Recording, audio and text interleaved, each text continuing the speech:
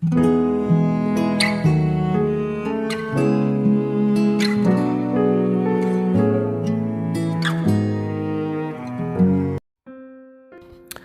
saudara yang kasih Tuhan Yesus, selamat malam dan salam sejahtera. Bagi saudara semua, saya menyapa bagi saudara yang ada di Indonesia, dari Sabang sampai Merauke, baik di kota maupun yang di desa. Saudara yang sampai di pelosok tanah air dan saudara semua di Malaysia, di Kamboja, di Singapura, dan di Amerika Serikat. Senang sekali kembali menjumpai saudara pada saat ini. Kiranya damai sejahtera dan sukacita daripada Roh Kudus senantiasa melimpah dalam hati dan kehidupan saudara semua. Dan kiranya saudara semua dalam keadaan sehat selalu, puji Tuhan. Selamat datang kembali di Pokok Anggur bersama saya Yosia Krispianto. Mari saudaraku, sebelum kita bersama-sama merenungkan firman Tuhan, mari kita bersatu dalam doa. Bapa di surga, Bapa yang baik, yang penuh dengan kasih dan karunia, Bapa yang kami muliakan di dalam nama Tuhan Yesus, kami mengucap syukur oleh karena pertolongan dan penyertaan Tuhan di sepanjang hari ini, sehingga kami boleh dimampukan Tuhan untuk melewati hari ini, hari pemberian Tuhan, untuk melakukan tugas, tanggung jawab kami, serta aktivitas kami. Itu semua karena berkat pertolongan Tuhan. Pada saat ini kami kembali rindu untuk merenungkan firman-Mu ya Tuhan. Berbicaralah kepada setiap kami, urapi kami dan jamah setiap hati kami, sehingga kami boleh mengerti apa yang menjadi maksud firman Tuhan. Terima kasih Tuhan. Kami siap merenungkan firman-Mu hanya di dalam nama Tuhan Yesus Kristus kami berdoa. Amin. Puji nama Tuhan saudaraku. Pembacaan firman Tuhan pada saat malam ini terambil dari Mazmur 37 ayat yang ke-25. Demikian bunyi firman Tuhan. Dahulu aku muda, sekarang telah menjadi tua, tetapi tidak pernah kulihat orang benar ditinggalkan atau anak cucunya meminta-minta roti. Puji Tuhan. Saudara yang kasih Tuhan Yesus, Daud di dalam Mazmurnya sedang menunjukkan perbedaan kehidupan antara orang fasik dan orang benar. Kehidupan orang fasik pada akhirnya akan ditinggalkan oleh Tuhan. Tetapi kehidupan orang benar tidak akan pernah ditinggalkan Tuhan, asal tetap setia kepadanya. Maka kehidupan orang benar akan mengalami kehadiran, pertolongan dan bimbingan Tuhan di bumi, serta mewarisi keselamatan dan tanah perjanjian, yaitu Yerusalem baru. Daud yakin bahwa pemeliharaan Allah itu bersifat menjaga dan melindungi. Oleh sebab itu, kita orang percaya harus menghindari atau menjauhkan diri dari segala hal yang akan menggeser kita dari kasih Allah. Di dalam Mazmur 37 ayat yang ketiga berkata, percayalah kepada Tuhan dan lakukanlah yang baik. Mazmur 37 ayat yang 5 berkata, serahkanlah hidupmu kepada Tuhan dan Ia akan bertindak. Saudaraku, pemeliharaan Allah dengan hubungan kita orang percaya itu sangat intim atau menyatu, tidak bisa dipisahkan. Contoh kehidupan Yusuf yang menghormati Allah dengan hidupnya yang penuh ketaatan, maka Allah menyertai dia. Contoh lagi kehidupan Daniel yang mengasihi Tuhan, walaupun harus masuk ke dalam gua singa, tetapi malaikat Tuhan mengatupkan mulut singa itu. Daniel pun selamat. Contoh kehidupan Sadrak, Mesak dan Abednego. Jatah mereka masuk ke dalam dapur api yang telah dipanaskan 7 kali lipat. Alkitab berkata ketiganya tetap selamat dari dapur api itu. Bahkan pakaiannya bau asap pun tidak. Abraham, Ishak, Yakub lulus dalam ujian iman. Allah berkata, akulah Allah Abraham, Ishak dan Allah Yakub. Dan dia juga berkata, akulah Allahmu juga. Di dalam Roma 8 ayat yang ke-28 berkata, kita harus mengasihi Allah dan tunduk kepadanya dengan iman kepada Kristus, jikalau kita ingin mendatangkan kebaikan bagi kita di dalam segala sesuatu. Oleh kita itu adalah Allah yang Esa, saudara. Allah adalah Allah yang Esa atau Ekat, merupakan satu kesatuan.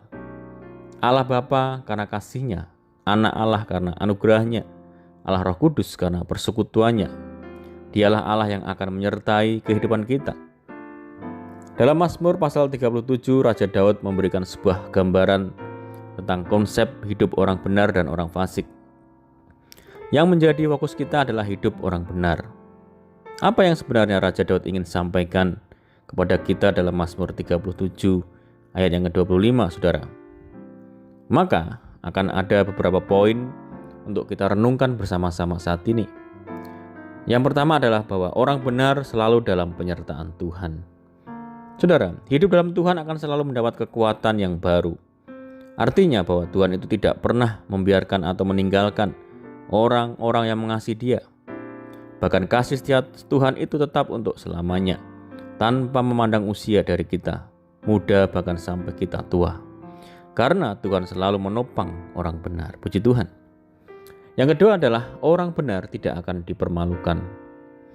Saudaraku, bukan cuma orang benar hidup dalam penyertaan Tuhan saja, tetapi juga orang benar hidup dalam kelimpahan berkat yang Tuhan sediakan.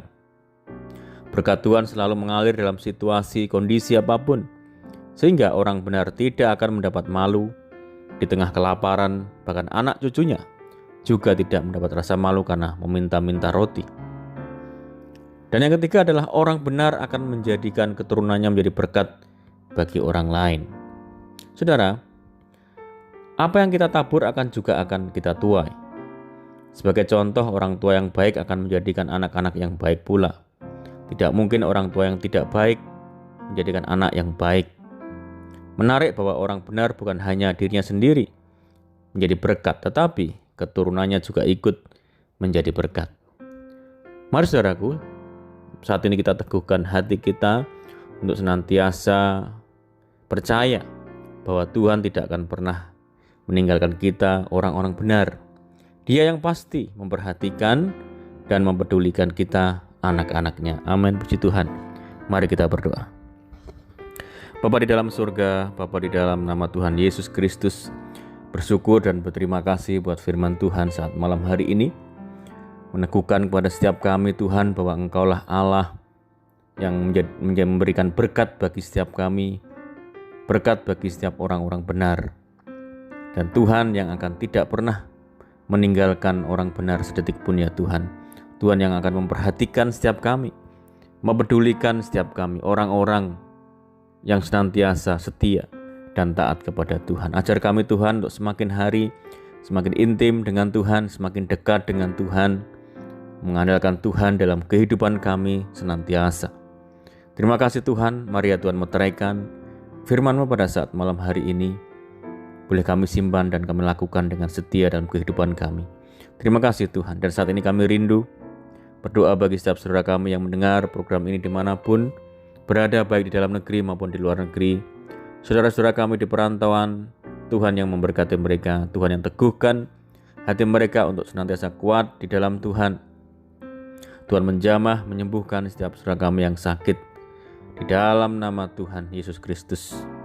Tuhan memberkati saudara kami semua dalam rumah tangga, keluarga, pekerjaan, bisnis, pendidikan, dan apapun yang dikerjakan. Tuhan yang akan menjadikan berhasil. Mohon penyertaan dan penjagaan Tuhan malam ini, pimpin kami, tuntun kami, supaya kami dapat berjalan dalam terang firman-Mu.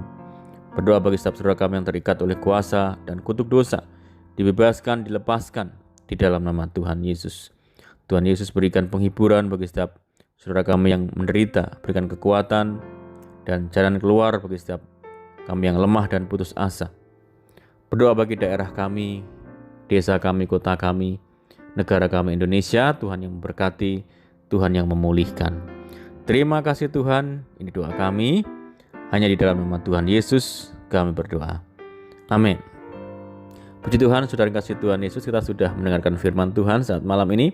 Saya percaya dan yakin saudara semua diberkati oleh firman Tuhan. Mari tetap mengandalkan Tuhan senantiasa, tetap bersukacita dalam Tuhan. Sampai jumpa di renungan berikutnya. Saya ucapkan selamat malam. Tuhan Yesus memberkati. Haleluya.